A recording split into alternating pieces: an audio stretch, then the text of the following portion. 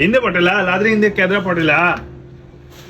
কালকে যে দেলুর সাথে যে একটা গন্ডগোল হয়েছে আসলে বিষয়টা আছে একটা পানি গরম নিয়ে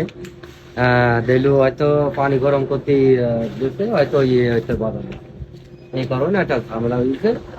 তা সেটা আমরা সকল মিলে আবার একটা মিলটা করি কারণ বন্ধু বান্ধব ভিতরে ঝামেলা করাটা হচ্ছে বেশি ಹಿಂದೆ ಪಟೇಲ